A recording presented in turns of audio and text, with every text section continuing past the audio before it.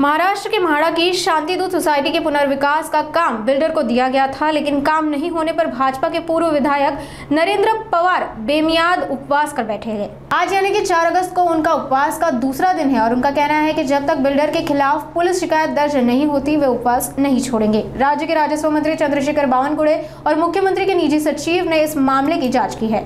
आज दूसरा दिवस आहे। आमच्यासोबत बसलेले ज्येष्ठ नागरिक जे आहेत, खरं त्यांची शुगर डाऊन होत चाललेली आहे, त्यांचा BP काही जणांचा अप होतो आहे आणि थोडासा जरा कालपासून पाण्याचा थेंबे न घेतल्यामुळे थोडा आज दिवसभर सर्व उपोषण करणाऱ्यांना त्रास होतो आहे। पण तरी देखील सर्वजण आपल्या निश्चयाशी ठाम आहेत।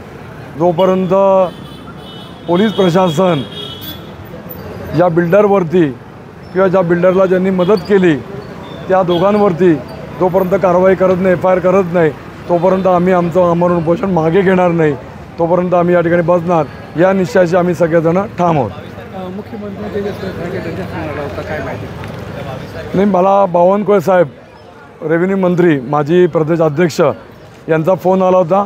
त्यांना न्यूजच्या मार्फत कळलं की मी आमरण उपोषणाला बसलो आहे, तर ते तब्येतीची चौकशी करत होते। विषय काय आहे तो देखील त्यांनी समजून घेतला। मी देखील त्यांना विनंती केली की तुम्ही देखील मुख्यमंत्री आणि उपमुख्यमंत्री यांच्यापर्यंत आमचा विषय पोचवा आणि लवकर आमच्या विषयाला वाचा पडा। या सगळ्यांना संबंधितांना गुन्हा दाखल झाला पाहिजे, अटक झाली पाहिजे, अशा प्रकारची विनंती मी बावनकुळे साहेबांना केली। तसेच मुख्यमंत्र्यांचे PA पळसकर साहेब त्यांचा देखील फोन आला होता।